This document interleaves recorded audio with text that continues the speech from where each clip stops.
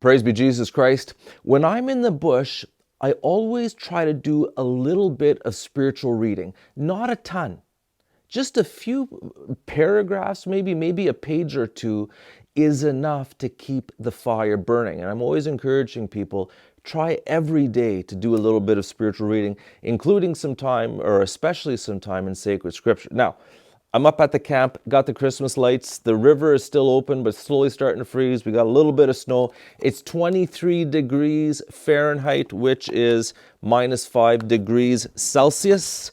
And I've been just going over the sayings of the Desert Fathers. And in the introduction, I don't know how many of you are in love with the Desert Fathers, these early monks who went into the Egyptian desert to love God, to live a life of solitude and prayer. It says in the preface, if we wish to understand the sayings of the Fathers, let us approach them with veneration, silencing our judgments and our own thoughts in order to meet them on their own ground.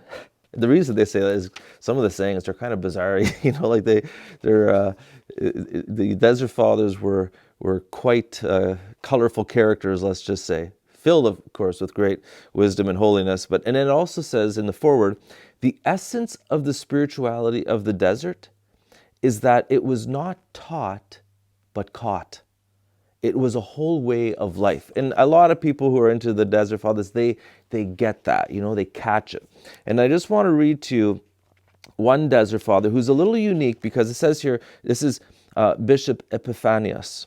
As a bishop, he set more store by books and reading than was usual with monks trained in Egypt. So he was, some of the monks weren't too big into the intellectual, into study.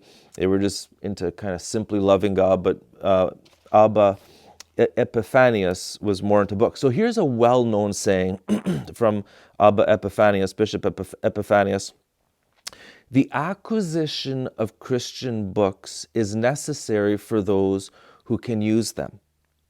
For the mere sight of these books renders us less inclined to sin and incites us to believe more firmly in righteousness.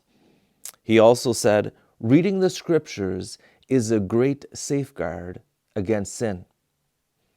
He also said, it is a great treachery to salvation to know nothing of the divine law.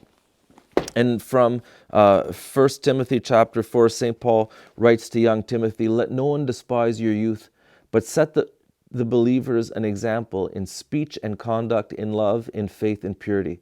Till I come, attend to the public reading of Scripture, to preaching, to teaching. Viva Christo Re.